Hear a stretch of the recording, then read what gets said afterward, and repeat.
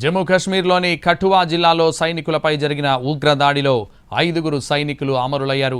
ఈ ఘటనపై కేంద్ర రక్షణ మంత్రిత్వ శాఖ తీవ్రంగా స్పందించింది.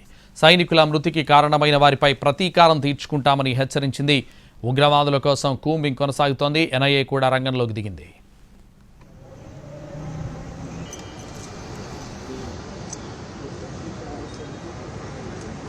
కఠువా జిల్లాలోని మారుమూల ప్రాంతమైన మాచేడిలో నిన్న సైనిక వాహనంపై ఉగ్రవాదులు దాడులు చేశారు. కొండపై నక్కి ఉన్న ఉగ్రవాదులు వాహనాలు మలుపు తిరుగుతున్న సమయంలో వాటిపై గ్రెనేడ్లు విసిరారు. వెంటనే కాల్పులకు దిగారు. వెంటనే ధీటుగా స్పందించిన భద్రతా దళాలు కౌంటర్ అటాక్కు దిగడంతో సమీపంలోని అడవిలోకి ఉగ్రవాదులు పారిపోయారు. దీంతో వారిని మట్టుబెట్టేందుకు అదనపు బలగాలు ప్రత్యేక ఆపరేషన్ కొనసాగిస్తున్నాయి. ఈ దాడి తమ పనేనని జైషే మహమ్మద్ అనుబంధ ముఠా కశ్మీర్ టైగర్స్ ప్రకటించుకుంది.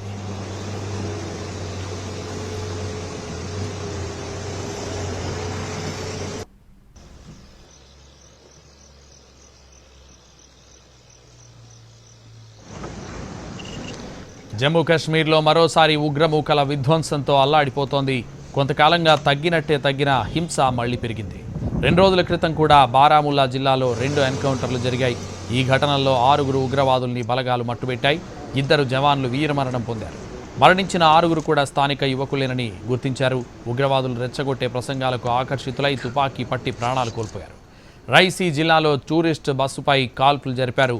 దీంతో బస్సు అదుపు తప్పి లోయలో పడిపోయి 9 మంది చనిపోయారు.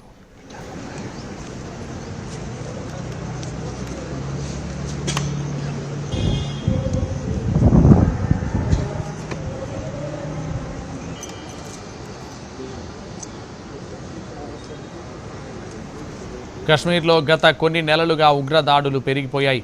అటవీ ప్రాంతంలో నక్కుతున్న టెర్రరిస్టులు వరుసగా దాడులకు దిగుతున్నారు. గ్రామాల్లోని సానుభూతి పరుల ఇళ్లల్లో తలదాచుకుంటున్నారు. అటవీ ప్రాంతాల్లో ప్రత్యేకంగా కాంక్రీట్ బంకర్లను సిద్ధం చేసుకున్నట్లు బలగాలు గుర్తించాయి. దాడులు చేయడం ఆ తర్వాత హైడౌట్కు వెళ్లిపోతున్నాయి. కశ్మీర్లో వరుస దాడులకు ప్రధాన సూత్రధారి సైఫుద్దీన్ సాజిద్ జట్గా బలగాలు అనుమానిస్తున్నాయి. పాకిస్తాన్లోని పంజాబ్ జిల్లాకు చెందిన ఈ లష్కరే తోయిబా ఉగ్రవాదిపై 10 లక్షల రివార్డు కూడా ఉంది. ఇస్లామాబాద్ కేంద్రంగా అతడు ఉగ్ర కార్యకలాపాలు నిర్వహిస్తున్నాడు. గతంలో కొన్నాళ్లు పీఓకేలో పనిచేసిన అతడు ప్రస్తుతం లష్కరే రిక్రూట్మెంట్ వ్యవహారాలు చూస్తున్నాడు. జమ్మూ కాశ్మీర్లోని తన కాంటాక్ట్ల ద్వారా వరుస ఉగ్రదాడులకు దిగుతున్నాడు.